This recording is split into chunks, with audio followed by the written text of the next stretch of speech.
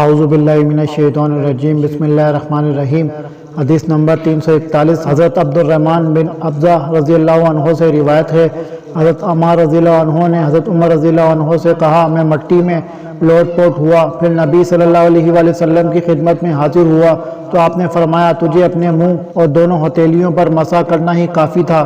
حدیث نمبر 342 حضرت عبد الرحمن بن ابزہ رضی اللہ عنہ سے روایت ہے، فرماتے ہیں میں حضرت عمر رضی اللہ عنہ کے پاس موجود تھا، ان سے حضرت عمار رضی اللہ عنہ نے کہا، پھر انہوں نے حدیث سابق بیان کی۔ حدیث نمبر 343 حضرت عبد الرحمن بن ابزہ رضی اللہ عنہ سے روایت ہے، انہوں نے کہا، حضرت عمار رضی اللہ عنہ نے فرمایا، پھر نبی صلی اللہ علیہ وآلہ وسلم نے اپنا ہاتھ زمین پر مارا، پھر اپنے منہ اور ہتھیلیوں پر مسح فرمایا۔ باب نمبر 6 پاک مٹی مسلمان کا وضو ہے اور اسے پانی کے بدلے کافی ہے۔ حسن بصری رحمہ اللہ نے کہا، تیمم اس وقت تک کافی ہوگا جب تک دوبارہ بے وضو نہ ہو۔ حضرت ابن عباس رضی اللہ عنہ نے تیمم کی حالت میں امامت کی۔ یحییٰ بن سعید کہتے ہیں کہ شوریلی زمین پر نماز پڑھنے اور اس سے تیمم کرنے میں کوئی مذائقہ نہیں۔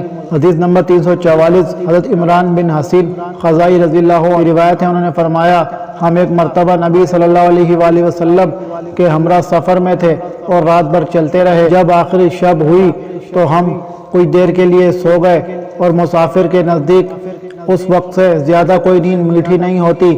ہم ایسے سوئے کہ آفتاب کی ہی سے بیدار ہوئے۔ سب سے پہلے جس کی آنکھ کھلی وہ فلاں شخص تھا، پھر فلاں شخص اور پھر فلاں شخص۔ ابو ریجا ان فلاں فلاں اور فلاں کے نام لیتے تھے لیکن اوف بھول گئے۔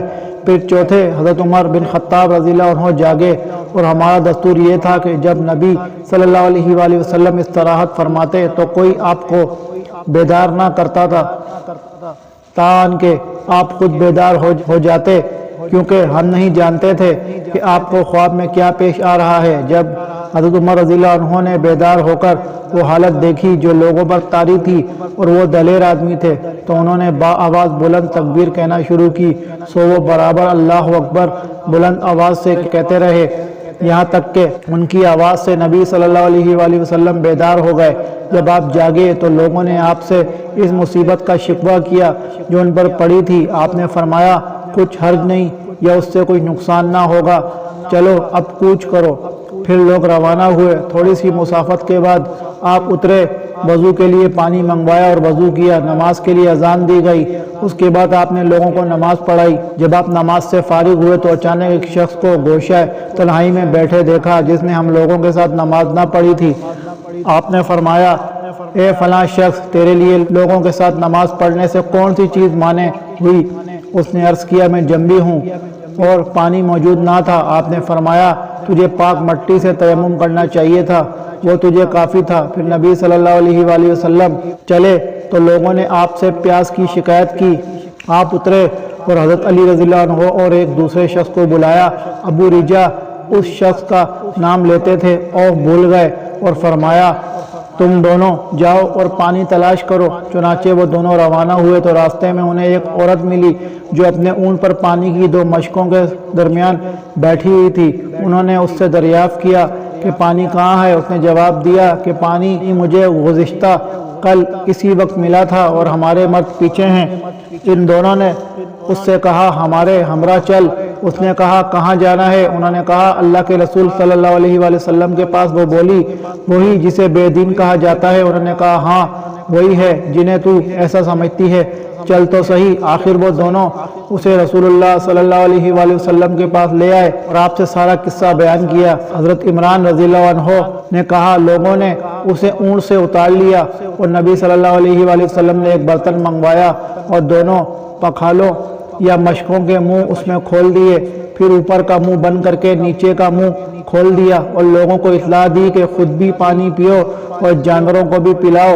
تو جس نے چاہا خود پیا اور جس نے چاہا جانوروں کو پلایا، اور بالآخر آپ نے یہ کیا کہ جس شخص کو نہانے کی ضرورت تھی اسے بھی پانی کا ایک برتن بھر کر دیا اور اس سے کہا، جاؤ اس سے غسل کرو۔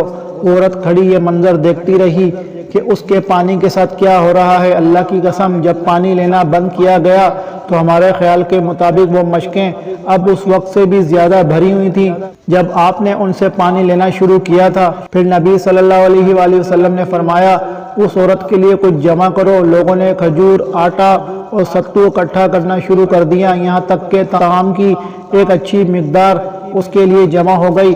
جمع شدہ سامان انہوں نے ایک کپڑے میں باندھ دیا اور اسے اونٹ پر سوار کر کے وہ کپڑا اس کے آگے رکھ دیا۔ پھر آپ نے اس سے فرمایا، تم جانتی ہو کہ ہم نے تمہارے پانی میں کچھ کمی نہیں کی، بلکہ ہمیں تو اللہ نے پلایا ہے۔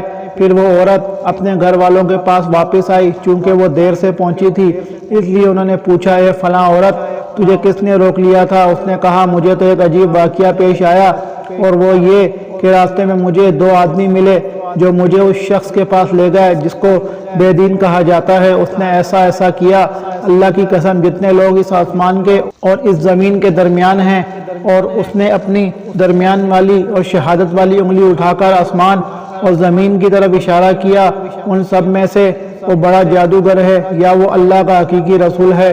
پھر مسلمانوں نے یہ کرنا شروع کر دیا کہ اس عورت کے ارد گرد جو مشرک آباد تھے ان پر تو وہ حملہ آور ہوتے، اور جن لوگوں میں وہ عورت رہتی تھی ان کو چھوڑ دیتے۔ آخر اس نے ایک دن اپنی قوم سے کہا، میرے خیال میں مسلمان تمہیں دانستہ چھوڑ دیتے ہیں، کیا تمہیں اسلام سے کوئی رغبت ہے؟ تب انہوں نے اس کی بات قبول کی اور مسلمان ہو گئے۔ ابو عبداللہ امام بخاری رحمہ اللہ کہتے ہیں، صبا کے معنی ایک دین سے نکل کر دوسرے دین میں داخل ہونا ہے۔ ابو العالیہ نے کہا، صابنین اہل کتاب کا ایک فرقہ ہے جو زبور کی تلاوت کرتا ہے۔ باب نمبر 7، جب بھی اپنے متعلق بیماری، موت یا پیاس کا اندیشہ رکھتا ہو اسے تیمم کرنے کی اجازت ہے۔ حضرت عمر بن عاص رضی اللہ عنہ کے متعلق مروی ہے کہ انہیں سردی کی رات میں جنابت لاحق ہو گئی تو انہوں نے تیمم کیا اور یہ آیت پڑھی، اپنی جانوں کو قتل نہ کرو، بلا شبہ اللہ تعالیٰ تمہارے ساتھ بہت مہربان ہے۔ جب نبی صلی اللہ علیہ وآلہ وسلم سے اس کا تذکرہ کیا گیا تو آپ نے انہیں کوئی سرزنش نہیں فرمائی۔ حدیث نمبر 345، حضرت ابو موسیٰ اشعری رضی اللہ عنہ سے روایت ہے کہ انہوں نے حضرت عبداللہ بن مسعود رضی اللہ عنہ سے کہا، اگر تمہیں جنابت کی حالت میں پانی نہ ملے تو کیا تم نماز نہیں پڑھو گے؟ حضرت ابن مسعود رضی اللہ عنہ نے جواب دیا، اگر میں اس معاملے میں رخصت دے دوں تو پھر یہ ہوگا کہ جب کبھی کسی کو سردی کا احساس ہوگا تو یہی کرے گا، یعنی تیمم کر کے نماز پڑھ لے گا۔ حضرت ابو موسیٰ اشعری رضی اللہ عنہ نے فرمایا، اگر یہی بات ہے تو پھر حضرت عمار رضی اللہ عنہ کا وہ قول کہا جائے گا جو انہوں نے حضرت عمر رضی اللہ عنہ سے کہا تھا۔ حضرت ابن مسعود رضی اللہ عنہ نے جواب دیا، میں تو یہ سمجھتا ہوں کہ خود حضرت عمر رضی اللہ عنہ کو حضرت عمار رضی اللہ عنہ کے قول پر اطمینان نہیں ہوا تھا۔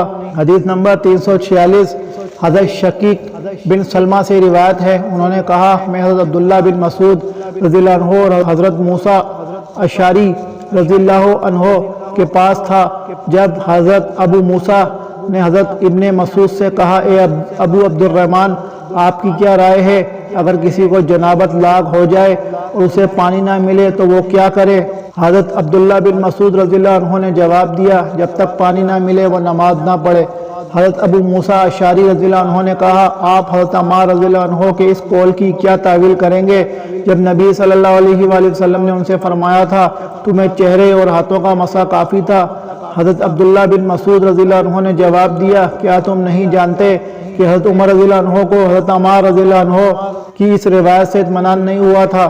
حضرت ابو موسیٰ اشعری نے فرمایا، حضرت عمار رضی اللہ عنہ کی روایت کو جانے دیجئے، قرآن مجید میں جو آیت تیمم ہے اس کا کیا جواب ہے؟ اس پر حضرت ابن مسعود رضی اللہ عنہ لاجواب ہو گئے، فرمانے لگے، اگر ہم نے لوگوں کو اس کے متعلق رعایت دے دی تو عجب نہیں کہ جب کسی کو پانی ٹھنڈا محسوس ہوگا تو وہ اسے استعمال کرنے کے بجائے تیمم کر لیا کرے گا۔ راوی حدیث حضرت عامش کہتے ہیں، میں نے اپنے شیخ ابو وائل شقیق بن سلمہ سے کہا، حضرت ابن مسعود رضی اللہ عنہ اسی وجہ سے تیمم کی اجازت نہیں دیتے تھے۔ ابو وائل نے جواب دیا، ہاں ایسا ہی ہے۔ فائدہ امام بخاری رحمہ اللہ کا مقصد یہ ہے کہ جس طرح پانی نہ ملنے کی صورت میں وضو اور غسل کی جگہ تیمم کیا جا سکتا ہے، اسی طرح اگر پانی صرف اتنا ہے جس سے پیاس بجھائی جا سکے تو ایسے حالات میں بھی تیمم کیا جا سکتا ہے، اور اگر پانی زیادہ ہے جو وضو یا غسل کے لیے کافی ہو سکتا ہے لیکن اس کے استعمال سے کسی بیماری یا موت کا اندیشہ ہو تو بھی تیمم کرنے میں کوئی حرج نہیں۔ باب نمبر 8، تیمم میں صرف ایک ضرب ہے، حدیث نمبر 347 حضرت شقیق بن سلمہ رضی اللہ عنہ سے روایت ہے، انہوں نے کہا میں حضرت عبداللہ بن مسعود اور حضرت ابو موسیٰ اشعری رضی اللہ عنہما کے پاس بیٹھا تھا۔ حضرت ابو موسیٰ اشعری رضی اللہ عنہ نے حضرت عبداللہ بن مسعود رضی اللہ عنہ سے کہا اگر کسی کو جنابت لاحق ہو جائے اور اسے 1 ماہ تک پانی نہ ملے تو کیا وہ تیمم نہ کر لے اور نماز پڑھے؟ حضرت ابن مسعود رضی اللہ عنہ نے فرمایا نہیں، خواہ اسے 1 ماہ تک پانی نہ ملے۔ حضرت ابو موسیٰ اشعری رضی اللہ عنہ نے فرمایا آپ سورہ مائدہ کی اس آیت کے متعلق کیا کہیں گے؟ اگر تمہیں پانی نہ ملے تو پاک مٹی سے تیمم کر لو۔ حضرت عبداللہ بن مسعود رضی اللہ عنہ نے فرمایا اگر اس بارے میں لوگوں کو رخصت دی جائے تو اندیشہ ہے کہ لوگوں کو جب پانی ٹھنڈا محسوس ہوگا تو وہ پاک مٹی سے تیمم کر لیا کریں گے۔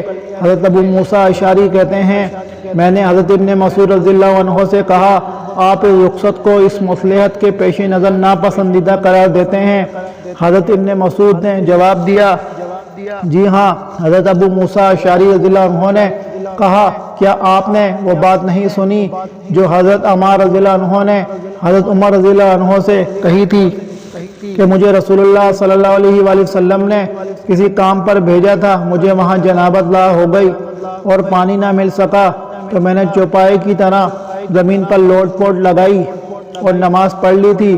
پھر جب میں نے نبی صلی اللہ علیہ وآلہ وسلم کے حضور عرض کیا تو آپ نے فرمایا تمہیں صرف اس طرح کر لینا کافی تھا۔ پھر آپ نے ایک بار زمین پر ہاتھ مارا، اس سے غبار کو جھاڑا، اس کے بعد اپنے ہاتھ کی پشت کا بائیں ہاتھ سے مسح کیا یا اپنے بائیں ہاتھ کی پشت کا اپنے ہاتھ سے مسح فرمایا، پھر ان سے اپنے چہرے پر مسح کیا۔ حضرت عبداللہ بن مسعود رضی اللہ عنہ نے فرمایا کیا تمہیں معلوم نہیں کہ حضرت عمر رضی اللہ عنہ حضرت عمار رضی اللہ عنہ کے قول سے مطمئن نہیں ہوئے تھے؟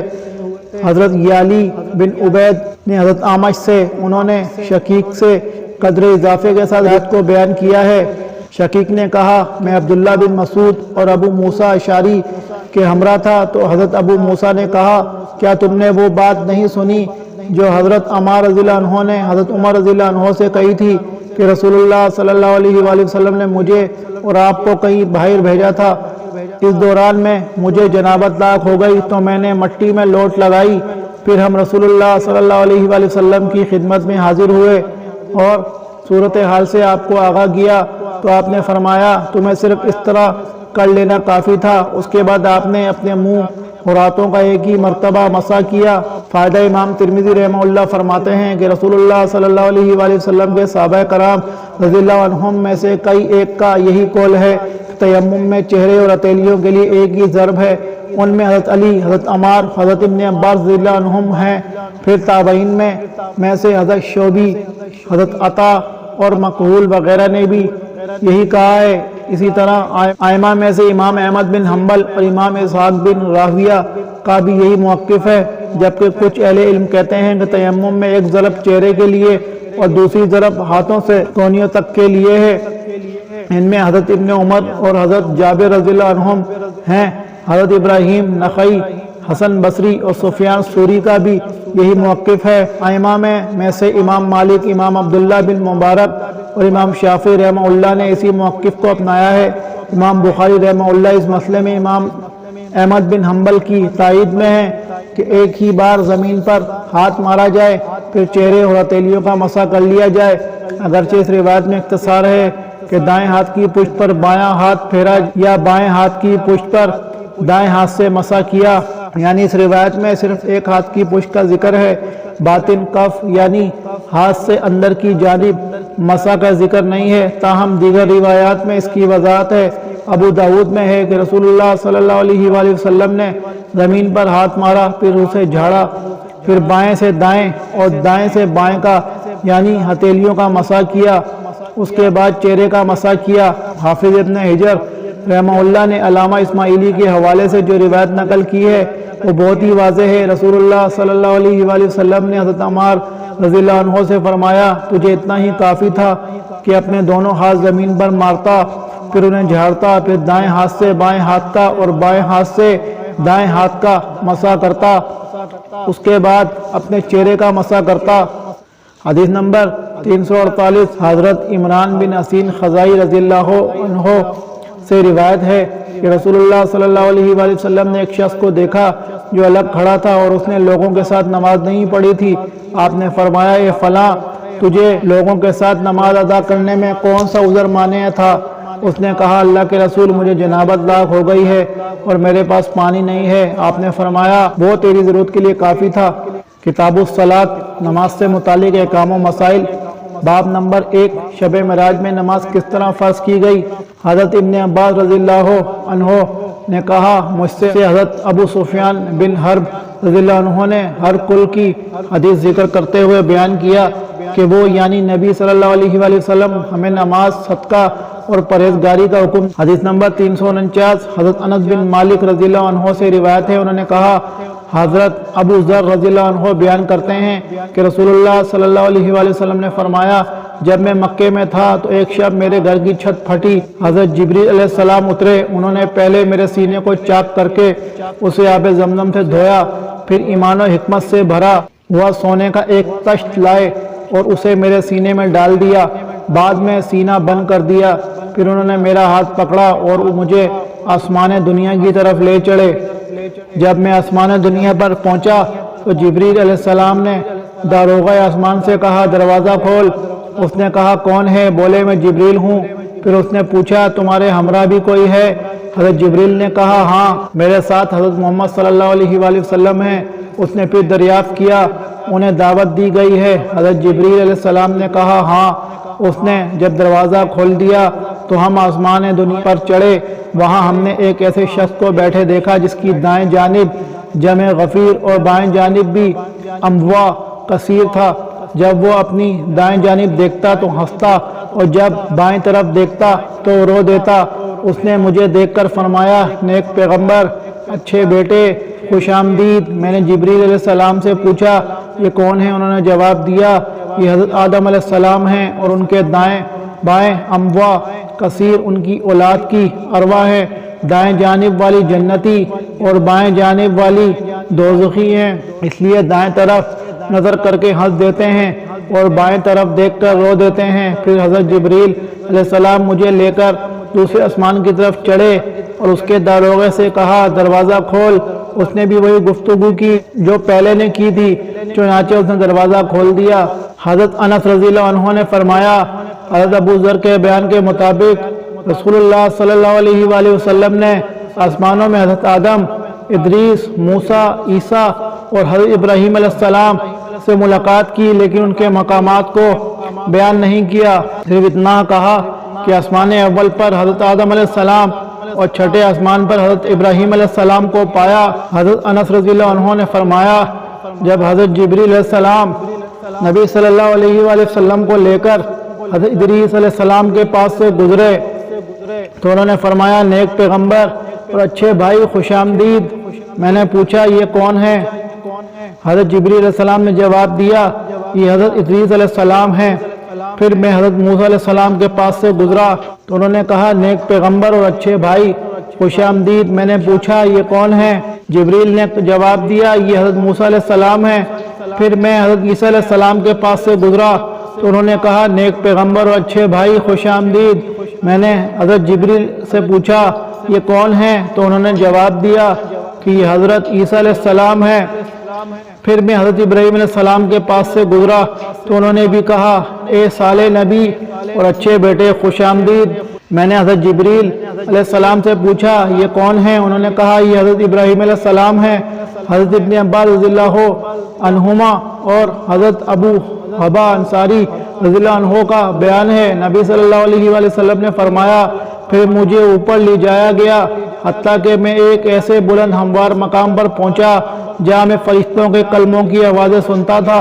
حضرت انس رضی اللہ عنہ کا بیان ہے، نبی صلی اللہ علیہ وآلہ وسلم نے فرمایا، پھر اللہ تعالیٰ نے میری امت پر 50 نمازیں فرض کی۔ میں یہ حکم لے کر واپس آیا۔ جب موسیٰ علیہ السلام کے پاس سے گزرا تو انہوں نے پوچھا، اللہ تعالیٰ نے آپ کی امت پر کیا فرض کیا ہے؟ میں نے کہا، شب و روز میں 50 نمازیں فرض کی ہیں۔ اس پر حضرت موسیٰ علیہ السلام نے کہا، اپنے پروردگار کی طرف لوٹ جائیے کیونکہ آپ کی امت ان کی متحمل نہیں ہو سکے گی۔ چنانچہ میں واپس گیا تو اللہ تعالیٰ نے کچھ نمازیں معاف کر دیں میں پھر موسیٰ علیہ السلام کے پاس آیا اور کہا اللہ تعالیٰ نے کچھ نمازیں معاف کر دی ہیں۔ انہوں نے کہا اپنے رب کے پاس دوبارہ جاؤ، آپ کی امت ان کی بھی متحمل نہیں ہو سکے گی۔ میں لوٹا تو اللہ نے کچھ اور نمازیں معاف کر دی۔ میں پھر موسیٰ علیہ السلام کے پاس آیا تو انہوں نے کہا پھر اپنے پروردگار کے پاس واپس جائیں، کیونکہ آپ کی امت ان نمازوں کی بھی متحمل نہیں ہو سکے گی۔ میں پھر لوٹا اور ایسا کئی بار ہوا، بالآخر اللہ تعالیٰ نے فرمایا وہ نمازیں 5 ہیں اور در حقیقت ثواب کے لحاظ سے 50 ہیں، میرے ہاں فیصلہ بدلنے کا دستور نہیں۔ میں پھر موسیٰ علیہ السلام کے پاس لوٹ کر آیا تو انہوں نے کہا اپنے رب کے پاس مزید تخفیف کے لیے لوٹ جاؤ۔ میں نے کہا اب مجھے اپنے مالک سے شرم آتی ہے۔ پھر مجھے جبریل لے کر روانہ ہو گئے، یہاں تک کہ سدرۃ المنتہا تک پہنچا دیا، جسے کئی طرح کے رنگوں نے ڈھانپ رکھا تھا جن کی حقیقت کا مجھے علم نہیں۔ پھر میں جنت میں داخل کیا گیا، وہاں کیا دیکھتا ہوں کہ اس میں موتیوں کی جگمگاتی لڑیاں ہیں اور اس کی مٹی کستوری ہے۔ حدیث نمبر 350 حضرت ام المومنین عائشہ صدیقہ رضی اللہ عنہا سے روایت ہے، انہوں نے فرمایا اللہ تعالیٰ نے جب نماز فرض کی تو حضر و سفر میں ہر نماز کی 2 رکعتیں فرض کی تھیں، پھر نماز سفر اپنی اصلی حالت میں قائم رکھی گئی اور حضر کی نماز میں اضافہ کر دیا گیا۔ باب نمبر 2 نماز کے لباس کی فرضیت۔ ارشاد باری تعالیٰ ہے ہر نماز کے وقت اپنی آرائش یعنی لباس پہن لیا کرو، اور جو شخص ایک ہی کپڑے میں لپٹ کر نماز پڑھ لے تو یہ درست ہے۔ حضرت سلمہ بن عقو رضی اللہ عنہ سے منقول ہے، انہیں نبی صلی اللہ علیہ وآلہ وسلم نے قمیص کے گریبان کو بند کرنے کے متعلق کہا تھا، اگرچہ کانٹے ہی سے کیوں نہ ہو، لیکن اس حدیث کی سند میں کلام ہے، اور اگر کسی نے ایسے کپڑے پہن کر نماز پڑھی جن میں جمع کرتا ہے تو کوئی حرج نہیں، بشرط یہ کہ ان میں نجاست نہ دیکھے۔ نبی صلی اللہ علیہ وآلہ وسلم نے حکم دیا تھا کہ کوئی برہنہ ہو کر بیت اللہ کا طواف نہ کرے۔